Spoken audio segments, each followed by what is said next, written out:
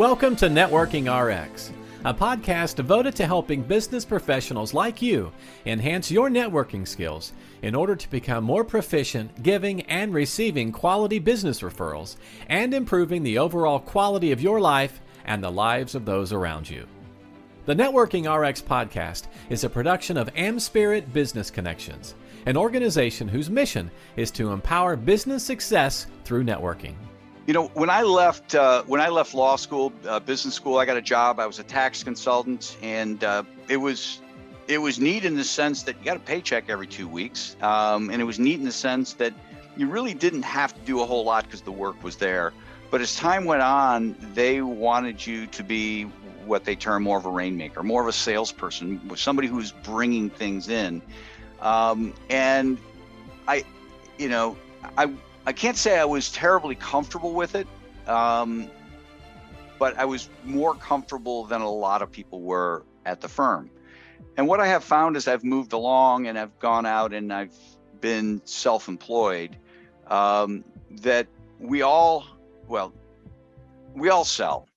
We all sell. I had to sell myself to get promoted. I had to sell myself to get clients assigned to me. I had to sell myself this. So we're all selling. But the vast majority of us are not comfortable selling. We put our heart in our hands.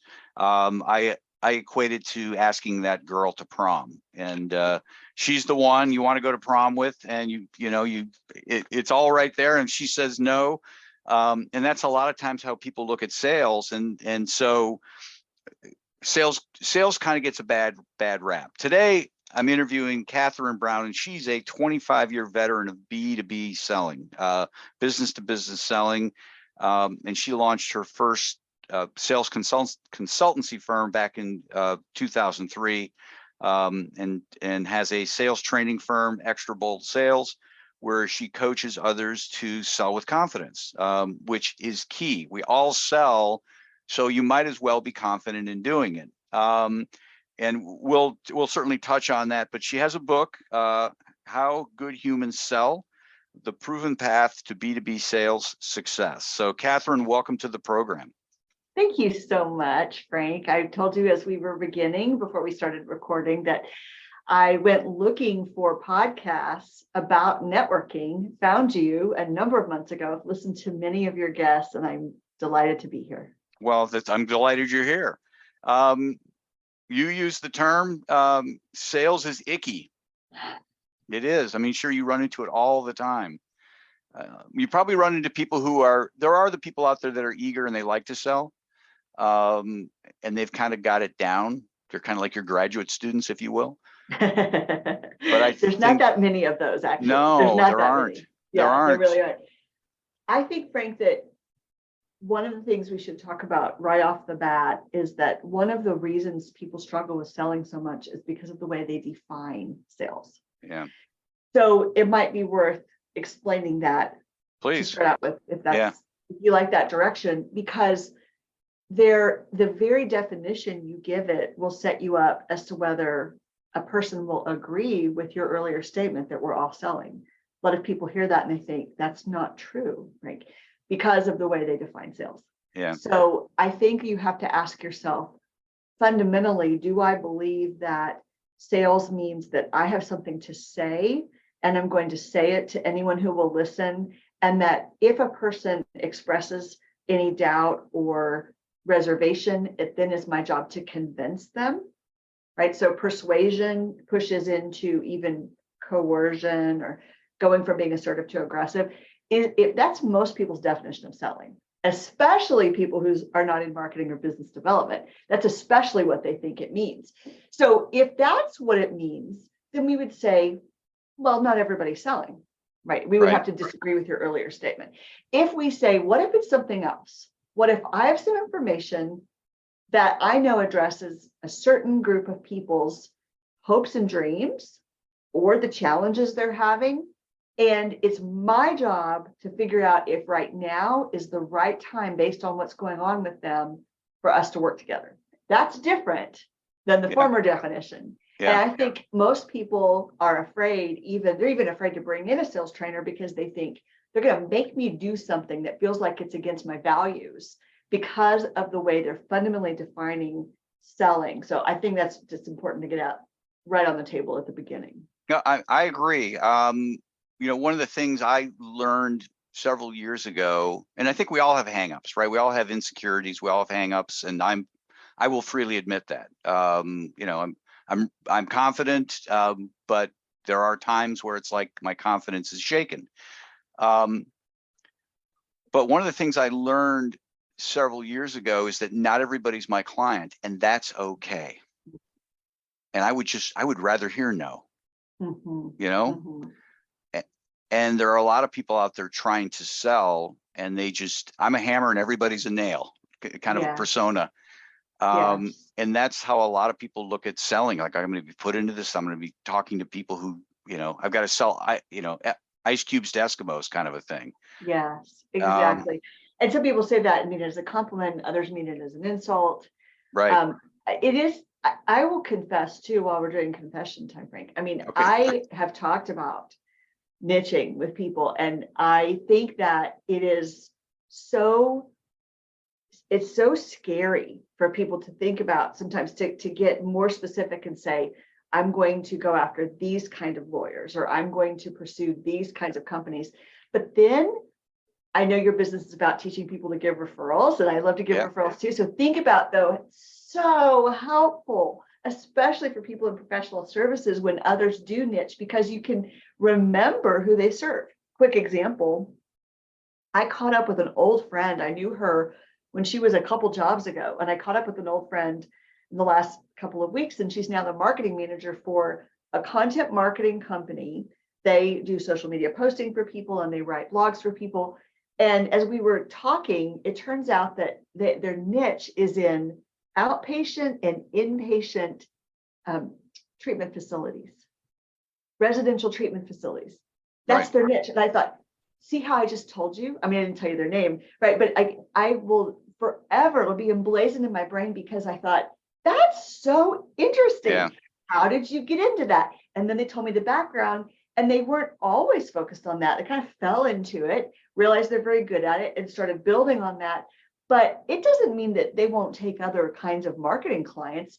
It means that those are the ones they deliberately go after. And I will forever remember them now, because that's so specialized. Yeah, no, I think that's good. When you started to say that, my first reaction was, oh my gosh, how do they find any clients? Really? But you have to, here's what I tell people, you're in Texas, right? I am. Okay. How many longshoremen do you know? The answer is probably none, right? Because you don't live by a coast. Now, if you lived in San Francisco or LA, or, one of the ports, you would know lots of, you wouldn't say you know lots, but the chances are you would know somebody who, it would just make more sense. Yeah. And so I'm not in that treatment area. So my reaction is, geez, there's not many. Whereas your particular client, this particular person, they have a laundry list, and and to your point, like, there might be hundreds and not thousands. I mean, there certainly are some industries that are much nicher than others, and they will take work from other clients. They will work in other industries. But of course, my background is in prospecting and lead generation. So when I think about hundreds and not thousands, it's actually music to my ears, because you can do target account-based marketing, and you can be so personalized and effective, because you are not trying to sell to the whole world. And so I love it. I think it's genius. Doesn't that tie into your book? I mean, because where I take issue with people who market to me is, you can just tell it's spray and pray. Like, I'll have people come to me, say, hey, I want to sell you on doing a podcast. Well, if you had looked at my LinkedIn profile, even just a little bit, you would see that I have a podcast. Yeah. So, right away, you are tipping your hand that you really don't care, I guess. Or you haven't taken the time to do the research. Yeah. Yeah, I'm going to give a pretty picky example here, but my comparable example to what you're saying is that in 2003, when I started my first consulting firm, it was a cold calling firm. And if you study my LinkedIn profile and you go back and look, I describe all of that. So it's not very difficult to see someone's resume and company history. And to your point about people just not being personalized enough, Yeah. maybe being lazy, mass marketing, whatever the reasons are. You would not believe the number of solicitations I get for people to prospect for me. And it doesn't mean I would never hire someone else, although I would hire someone who used to work for me, is what I would do, because I was in the business for so long. But a personalized message that would be what we would say a good human thing to do would be to send an email that says, I noticed that you did this in the past. Do you have a preferred partner right now? To at least acknowledge that they've done a little bit of research about that. And for all kinds of reasons, people don't take the time to do that now. And it's a shame because it means they get blocked. And it also, going back to the beginning of our conversation, it adds to that negative stereotype, because then people who already feel nervous about selling, they can look at that person and make them wrong, and they can point to them and say, see, I don't want to be like that. And so therefore, I don't have to reframe what I think selling is. I don't have to get better, and I don't have to find my own path. I can just be right and make them wrong. Yeah. Where I think people get off track with respect to selling is, well, they get caught up in the quota thing, right? I got to have so many sales by, they set a goal, there's a quota, and they need to do it. And the people I see out there who are successful, who can be a good human about it, is they've taken a longer approach to it. And companies that support that longer approach, hey, listen, we know it's going to, I go to soccer games, professional soccer, and the guy in front of me is getting a job with a telecommunication company. It doesn't matter. But the company's like, listen, we recognize it's going to be 6 months. We're going to train you, we're going to pay you. There's going to be expectation at some point in time, but we don't want to turn you loose to the point you just made, because if you get out there and you soil relationships or contacts, it blows it up forever, whereas you want to have that, you give somebody that runway. And it's the people who don't have that runway that really run into the most problems. I can tell you for myself that whenever I've gotten into problems, it's because I become too pushy because I've put too much pressure on the situation. Right. Well, and then it affects your belief and mindset. It even affects, we know that stress affects how we operate, how we sleep, how we listen. So I was telling my membership base, I have a sales community that I lead that's called the How Good Humans Sell community, and they're first-time sellers and entrepreneurs. So you've got people in there who are highly motivated to get better, because mostly it's their businesses. They're like, I got to get better at selling because I am the salesperson right now. And so it's a great, I love working with that population, because they do have limiting beliefs. They do have negative beliefs about sales, but they're determined to do the work to get better at it, because the stakes are so high. It's their company, right? It's their company. But I was sharing a statistic inside that community recently. There's so much research that's been done in the last several years since the pandemic that's talked about even buyer behavior and how it's changed. And so I think the onus is on us as sellers to be even better. We have to be even more human, even more interesting and value added when that buyer finally speaks to us, because they want to watch videos. They want to study our website at the same time that they're watching Ted Lasso, right? They want to multitask, and they don't want to speak to us until they're closer to ready. And we better show up and be super helpful.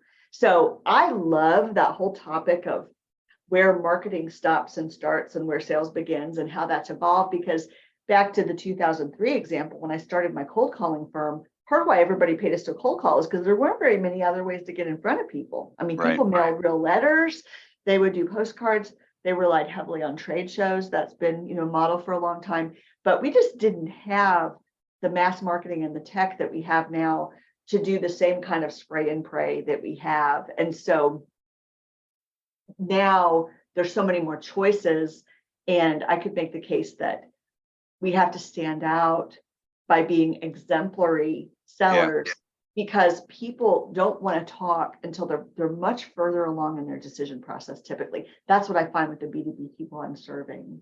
It reminds me of a couple of the franchises I've sold is I really wasn't pitching the person who ultimately bought.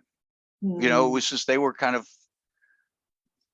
curious because they might want to refer somebody to me. And I was genuine about it. Listen, I really want to network through you. I'm not trying to sell to you. And they would learn more and they would learn more. And then at one point, one of my franchisees, Matt Ward, you know, I still remember it was Friday after Thanksgiving, and I was up at my my brother-in-law's and sitting outside, you know, it's Friday after Thanksgiving. It's the last thing you're thinking about, right? Yes. And he just called. We're still eating dressing on our sandwiches. Right. And And he's just like, hey, you know I've been trying to help you. And, you know, the more I've learned about this, the more I realize that this might be for me. I've got a lot of questions. And okay, great. You know, and I mean, to me, that's satisfying because I've never really, you know, again, it's back to my prom example, right? It's like, okay, I really want to ask her, you know, but to have her come up to me and say, you know, I don't have a date, and, you know, I'm not asking you, but I'm curious as to if you've got somebody. yes, you know, exactly. it just, and we would say by our earlier definition, where we're contrasting the different ways you can think about selling, we're saying that when you answered his questions, you were selling. yeah, Because sure. you were answering his questions and you were helping him decide, is now a right time? One of the things that I've had the luxury of doing, and I know that your listeners who love referrals and are in networking groups, I know they'll appreciate this. A benefit of having lots of people that you know who do different things is that it can alter your sales calls. It can fundamentally change what happens when you get on a call. Because what I train my clients now is I say, look, here's the thing. If you're curious and you're attentive to people and you're a good referral giver, then, and a good referral receiver, then what will happen is when you have a sales call, there's no way that call can't go well. There's no way, because three things are going to happen. You're either, if you work with me, I'll teach you in the first 12 minutes to figure out if it's going to be, if it's going to go forward or not. Because there are questions you can ask to understand their goals and understand is now the right time. So when we first get on a call, I'm trying to size this up and understand, how did they come to me? What do they know about me already? And am I, in fact, even fundamentally, not even yet, but just in general, am I a person who can help them? So we do this basic qualifying, and then it goes several directions. The answer is either, I am not a person who is the right person to help you based on what you've described to me so far, but I know someone who is. Right. And I make the referral. Or I am the right person. And now the question is now the right time based on what you're sharing with me? Because they could be testing it out. We're on a test drive. We're gathering information for a project later this year. I'm early in research, or they're not the decision maker, right? They could be an influencer who's been tasked to go find out, but they're not really the person yet, but it still is a real lead. So, you know, it's going to be a yes, but not yet. And the third option is, yes, this is the right person, the timing's right, and we're going to keep talking. Those are the three things that happen when you get on a discovery call if you are a good referral giver. So I take so much delight, Frank, in finding that out as fast as I can, because if you're not a fit for me, I want to be on the phone about 20 minutes. I mean, I don't want to talk for an hour, and I don't like when people have 1 hour Zoom call scheduled, because I'm thinking this is not an hour long call. I got stuff to do. Right. So I also think that's good human, right? We don't need to fill the whole time simply because it's scheduled. Let's do what makes sense and let everybody go about their business. So quickly, I want to ascertain that, but I am going to give you so much value, because I know you thought you needed a sales trainer, but the more I listen to you, the more I think you need someone who's really connected, because you actually want to make a hire. Or I know you think you need sales training yet, but you don't have a CRM. And I know people who help people select those. Can I make that suggestion to you? Or you need a marketing consultant. I know you think you have a sales problem, but you don't have any leads at all. Maybe updating your website is a better first step. Can I suggest some people to you for that? It makes my heart sing to make those intros, because I get those back in kind as well. And it's such a joy, because there's all kinds of statistics that say, you know, there's a 50 to 90% chance that we'll close that work that came from a really, really warm referral. Right. Or when you serve somebody like that, when somebody comes to you and you ascertain that, you know, what they need is they need to get referrals, they need to get leads. I can train you how to be a good salesperson But if there's nobody to pitch, there's nobody to take through the process, then what have I done?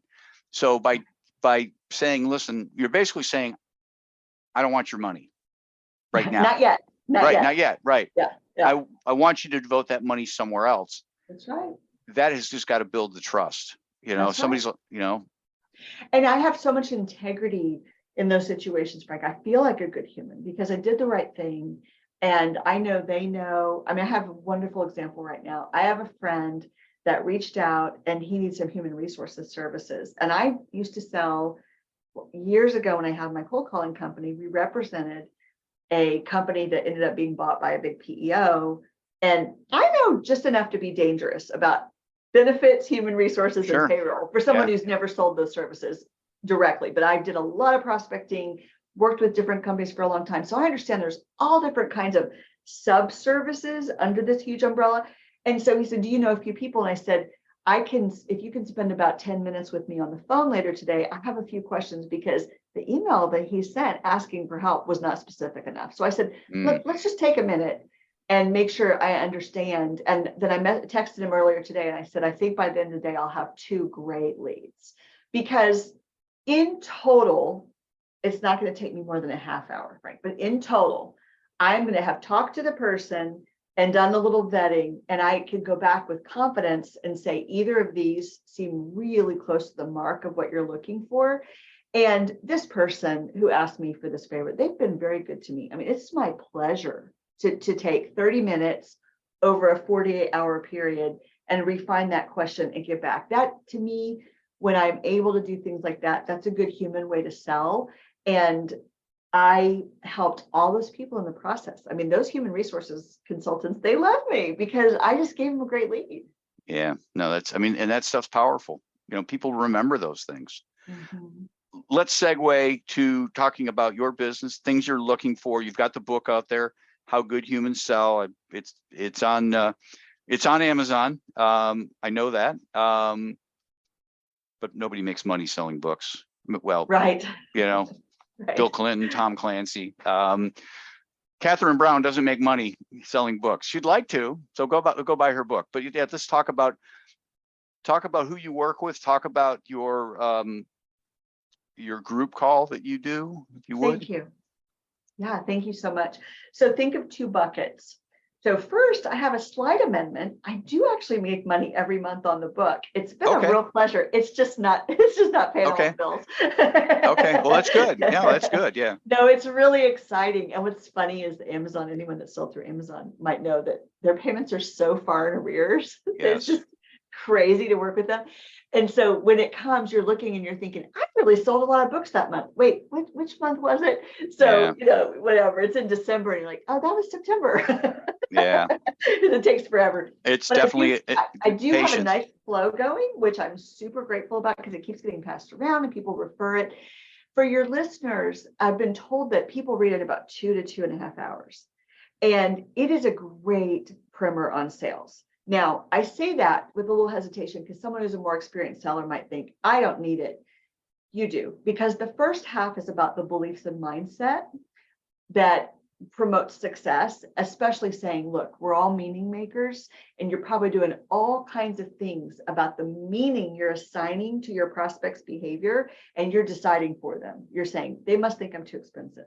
They must have changed their mind. Why didn't it get back to me? Make them wrong. When we do all those mind games with ourselves, we really get in our own way. So the first half is about beliefs and mindset. Second half is about tactics, things like effective sales emails. Don't start talking about yourself first. You talk about your prospect first, things like that. So I give some real good tools with that. The 2 directions that opens for me, and I appreciate you giving me the chance to talk about that. The 2 directions are, if you are an entrepreneur or you are a first-time seller, the best, most affordable, most effective thing to do is to come and visit, and then jump, if you like, after the visit, jump into the Wednesday How Good Humans Sell community. I teach live. I have a group of moderators who help me, but it's usually me still teaching. Mm-hmm. And I teach live through these concepts in a workshop fashion. So I teach and we discuss, discuss. So very interactive, relaxed, amazing community of people. And it's really cool, Frank, 'cause people pay by the month. So Okay. you only commit a month at a time, very low barrier to entry. I'm trying to make it as easy as possible for an entrepreneur to dip their toe in and say, I really need to get better at this. And they're scared to commit to big sales training dollars. Because what if they hate the trainer? And what if they don't like that person's definition of selling? Yeah. Right. Yep. It's scary. The second bucket is I work with small B2B teams. So what I mean when I say that is that I am equipped, just the size of my team and me, I'm equipped to work with sales teams that are like 10 people and under. And they sell complicated stuff. I mean, this could be software, it could be all kinds of implementation services, professional services. I've had different kinds of product companies. They're often technically related. You probably know just from years of serving so many different industries. There's some unique industries that are not a fit for me. So you don't get in, I don't really get into pharmaceutical, life science, things like that. They have a whole other kind of process. But like the subtitle of the book is, if you have a product or service and you want to sell it to a company owner or a C-level executive in corporate, that's a fit for me. What's a good way to connect with you about these programs? I mean, you've given me the extraboldsales.com.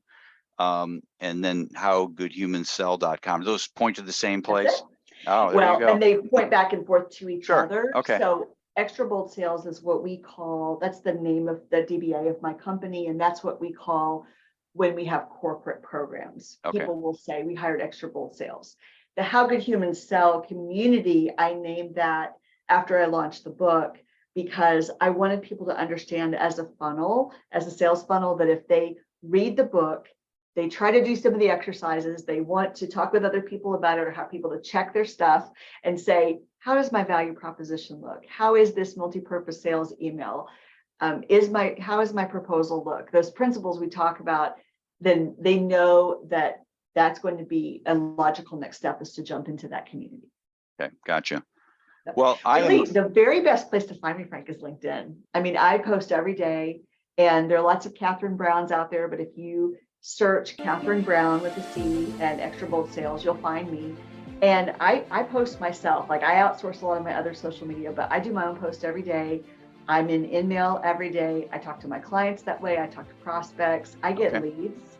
It's a great way to find me. Okay. All right. Sounds great. I really appreciate you being here. I appreciate the fact that when you went looking for somebody in this podcast space, you found me. So thank you. Oh, thank you. It's been wonderful. I've enjoyed it. I could take a long time telling you all the different episodes that I enjoyed, but I'll tell you all that offline. Thanks for joining us on the Networking RX podcast. Please put what you've learned into action today and let us know if you have questions, comments, or ideas for future topics. You can email them to us at podcast@amspirit.com. That's AMSPIRIT.com. Finally, so you never miss an episode, be sure to subscribe to the Networking RX podcast through iTunes, Overcast, or however you receive your podcasts. Now get out and network with someone. The Networking RX podcast is the copyright production of AmSpirit Business Connection. All rights reserved.